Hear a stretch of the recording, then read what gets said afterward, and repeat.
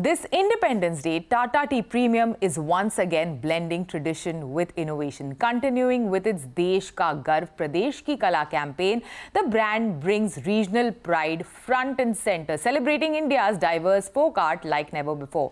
This year's spotlight is also an AI-powered film that brings heritage art forms like Varli, Gond, Madhubani to life. Joining us today is Puneet, President Packaged Beverages at Tata Consumer Products, to talk more about this and how a cup of chai is becoming a canvas for India's cultural pride. He's also sharing key insights into how India is drinking tea today, from the rise of wellness teas and premium blends to the growing influence of formats like bubble and blue tea. As India's tea industry races towards a 21,000 crore rupees mark, how is Tata Tea keeping country's tea culture alive while nudging loose tea drinkers towards packaged revolution? Puneet, welcome to CNBC TV18. It's always good to speak to you. Thank you, Shivani. Likewise, always great to have conversations with you. So, Puneet, this year's conversation, you are tapping into the diverse regional art styles like Varli, like Gond, like Madhubani, Kalighat.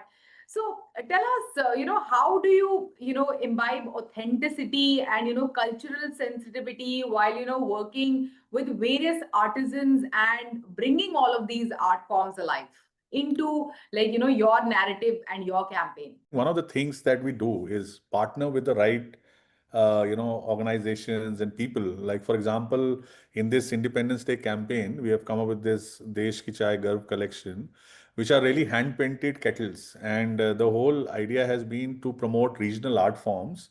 We have partnered with the organization called Kaushalam, who work with these local artisans. We have basically got kettles to promote some 7 region-specific art forms, which are hand-painted, made by master artisans. And in a way, we want to promote these traditional art forms, which we are all very proud of, and and bring them to today's generation.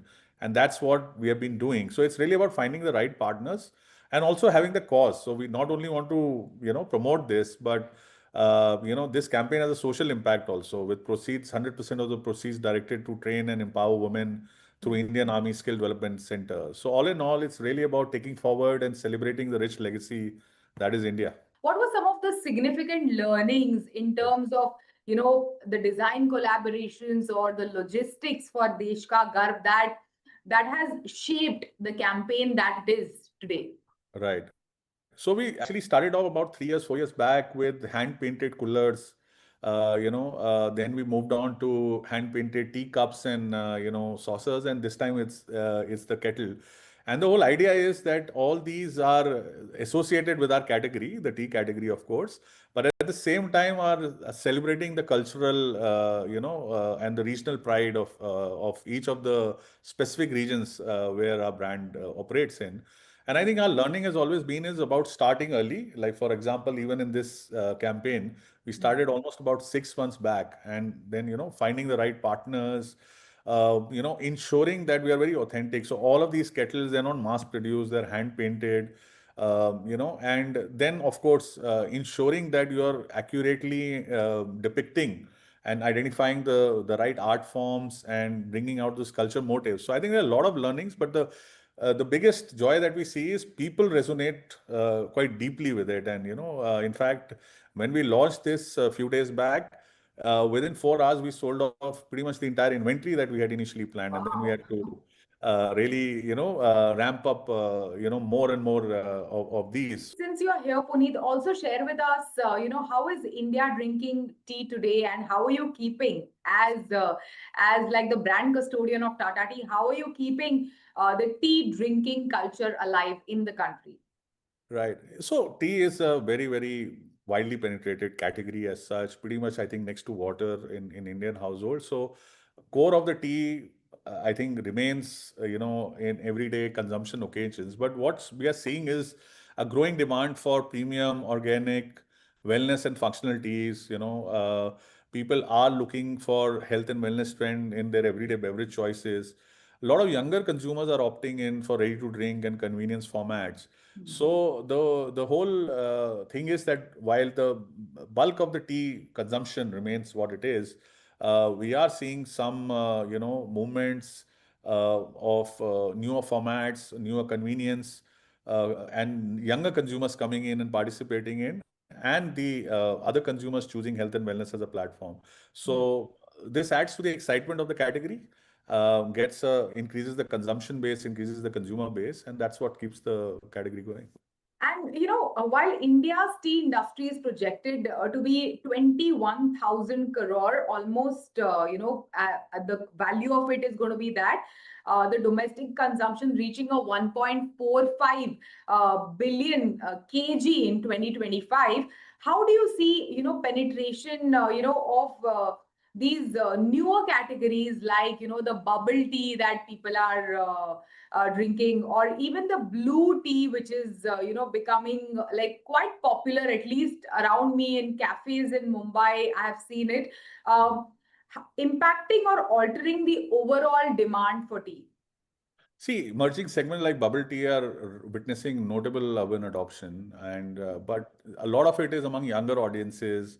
The category is projected to grow double-digit CAGR. However, I mean, at the mass tea, the regular everyday consumption tea is at a very strong base, very wide base. So these trends overall contribute to the overall tea consumption base. They're still small, but they're fast growing. There's a lot of room to sort of premiumize the market with this. Blue tea and other functional teas are building the presence driven by wellness trends. Like I said, consumers are looking for this. Food as a medicine is a big trend, food and beverage as a medicine. So they are looking for health and wellness choices in this. Yeah, what I'm trying to ask is, in simple words, is drinking tea cool again? Because, the cool kids in the group were the ones who would be Yeah. drinking coffee, is, what we have seen over the past couple of years.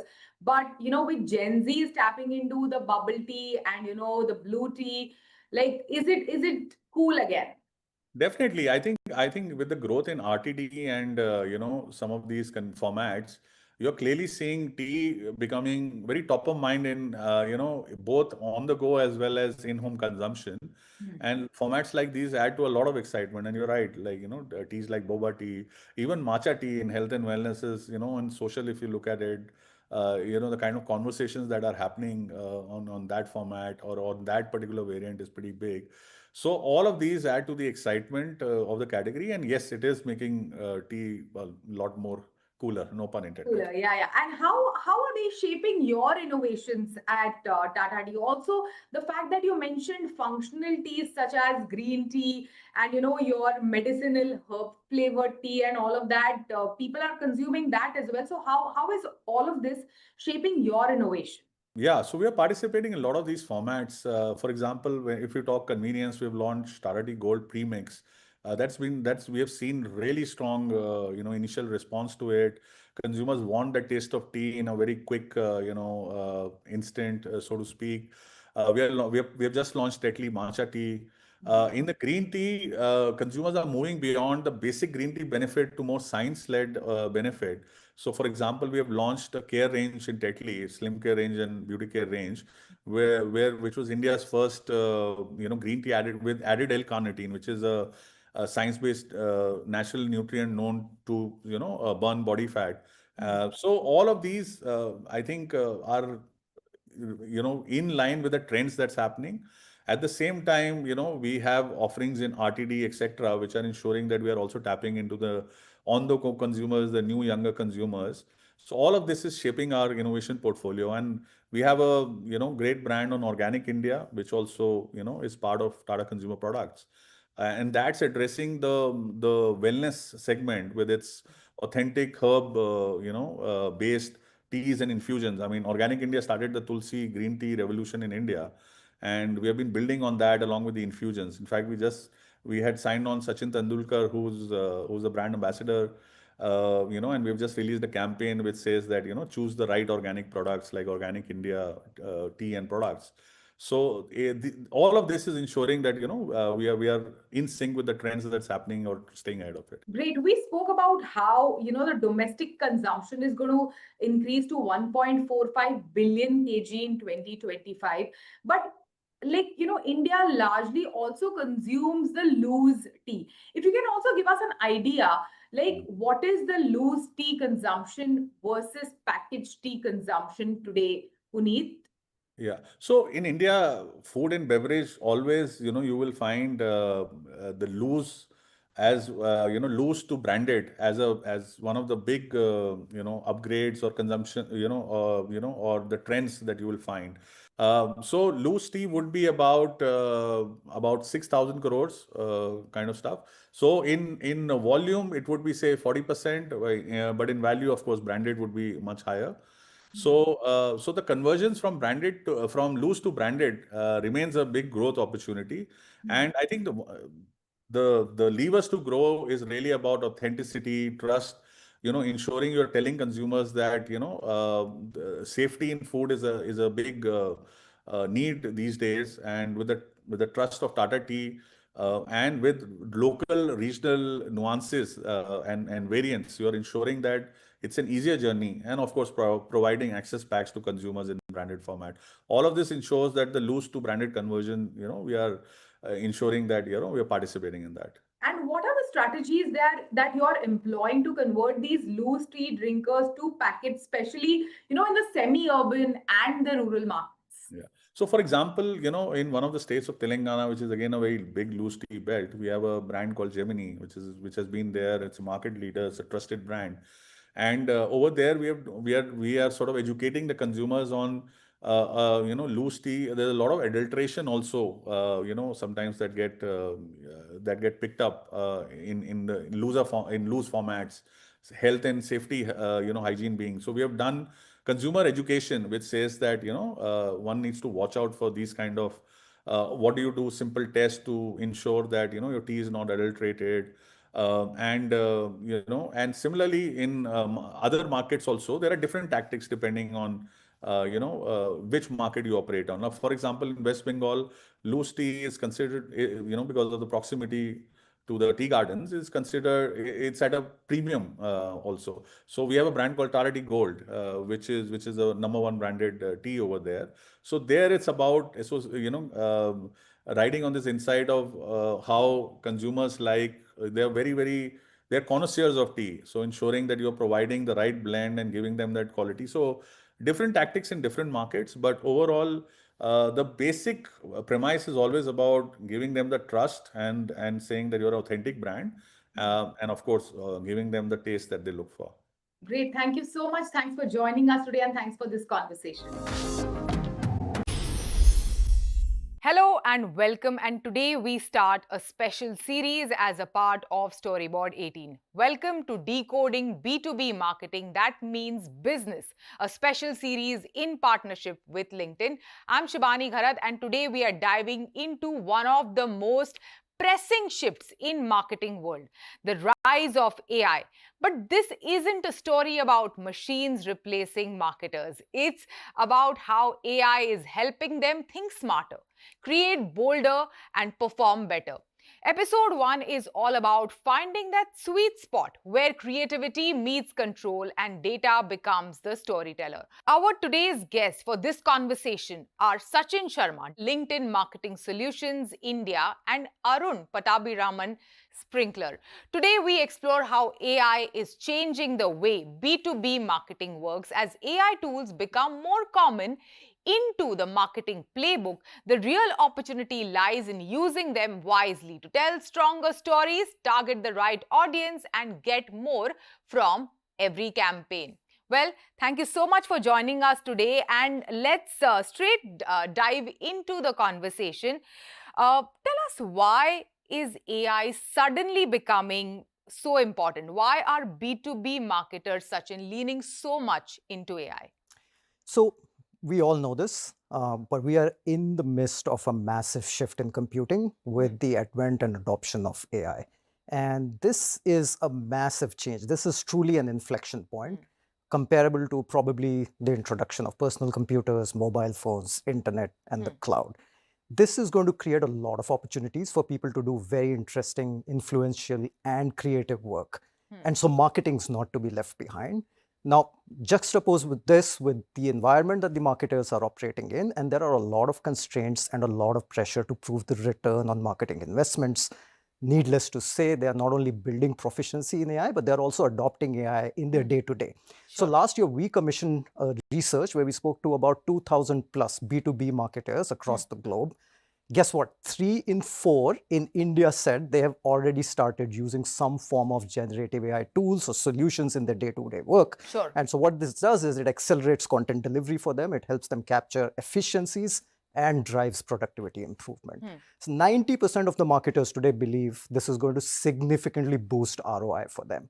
But I want to be very clear with the core message is that there has to be an authentic, trustworthy data layer coupled with human creativity, and then a layer of AI on top of that to truly unlock the impact of marketing. Yeah, as a marketer, Arun, how are you unlocking AI? Whenever there is a new technology, like often marketers, come up and say, oh, AI ke saath kuch karte hai, metaverse ke saath kuch karte hai. So is it sort of a FOMO? Is there a pressure to have AI? If you really think about it from a marketer's perspective, AI is no longer a novelty, it's a necessity. Because on one end of the spectrum, you have customers and buyers expecting hyper-personalized, always-on, effortless experiences, right?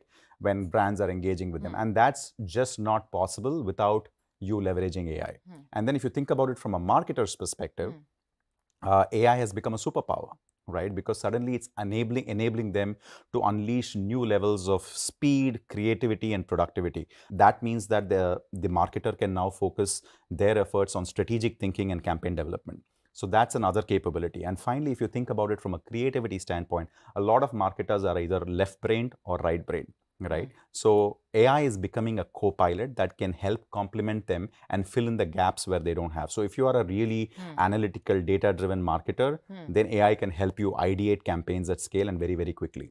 If you are a creative campaign, creative marketer, then AI can help you really test and iterate campaigns at scale. So suddenly with AI, you're able to drive quality and velocity both at the same time. So from my perspective, if you think about it, AI cannot be an afterthought. AI has to be natively embedded into the way you run and scale campaigns as a B2B marketer. But how do you marry these two together, Sachin? They work in parallel, but can you bring them together with the use of AI, and how do you effectively do this? Yeah, I think one of the unstated powers of AI is that it helps you bridge the gap between data and creativity. And I will give you an example.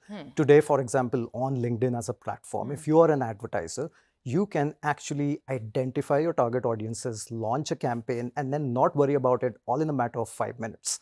We'll pick up all of the signals, we will optimize it on the fly, we'll even tell you what kind of content makes the most sense and help you generate a few ad copies. We call it the accelerate campaigns. One of the key concerns for brands these days in today's digital ecosystem is, of course, brand safety is a big concern. So how can brands ensure that their messaging and their content is safe? So totally agree with you.